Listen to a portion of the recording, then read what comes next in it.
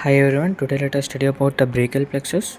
So brachial plexus is the plexus of nerves that is derived from the ventral primary rami of the cervical spinal nerves, that is from C5 to C8, and the thoracic nerve, that is first thoracic nerve T1. So here you can see it has C5, C6, C7, C8 and T1 spinal nerves. Okay, so it is mainly have three parts. Because of the clavicle, that is supraclavicular part above the clavicle, retroclavicular part behind the clavicle, and the infraclavicular part below the clavicle. So supraclavicular part contains roots and trunk, as well as the retroclavicular part contains the divisions, and infraclavicular part contains cords and its branches. So let us study about the components of the brachial plexus. It has mainly five components, as this is the root, trunk, division, cords along with their branches. So you can see here roots, trunks, divisions, cords and branches. So here you can see the entire diagram of the brachial plexus, which has components of roots, trunks, division, cords as well as its branches. Now let us see about the easy way to draw the diagram of brachial plexus. So first you can go for the roots, that is C5, C6, C7, C8 and T1. So these are the roots. Just draw a line in front of them. These are the roots. Now let's go for the trunk. So just extend this line. So join the C5 and C6, then leave C7 as it is, then join the C8 and T1.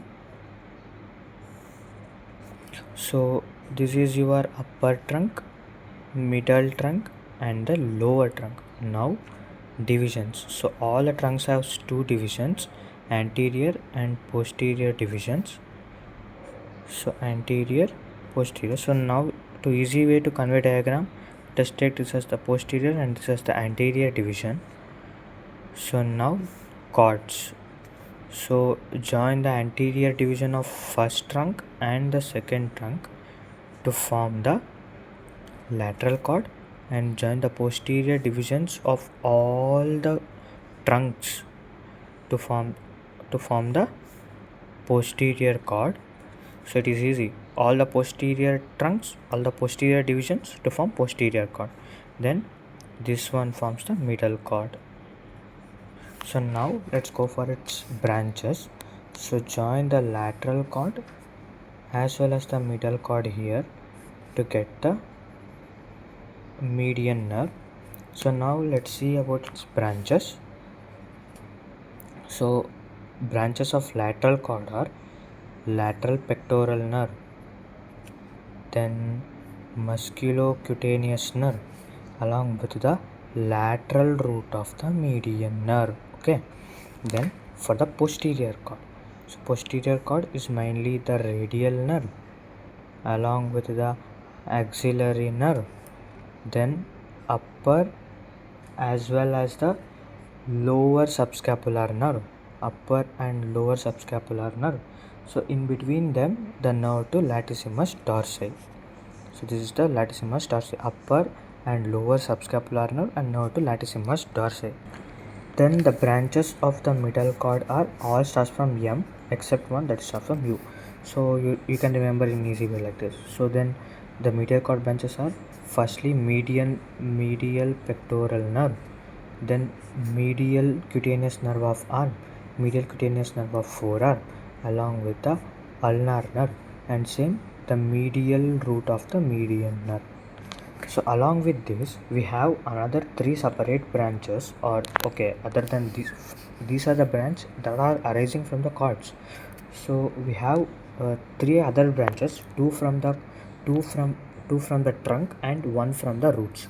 So the two branches that are arising from the trunks are from the upper trunk, that is nerve to subclavius, and along with the nerve and the suprascapular nerve, and from here the C5, C6 and C7 we get the long thoracic nerve. So C5, C6, C7 all joined together, this is the long thoracic nerve. So this is the suprascapular nerve along with the nerve to subclavius. Okay, so this is your brachial plexus diagram. So now let us see about its clinical importance. That is, one is Erb's palsy and the Klumpke's paralysis. So sorry, this is the paralysis. So Erb's paralysis and Klumper-Cake's paralysis.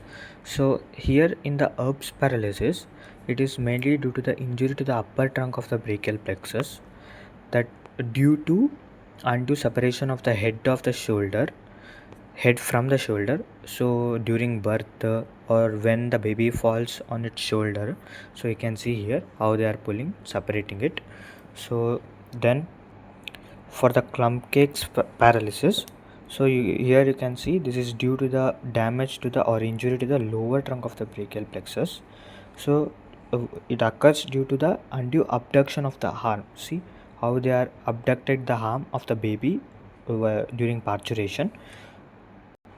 Even this Erb's paralysis may leads to, or how it sees means it is like a policeman's tip hand or waiter's tip hand or porter's tip hand. So thank you.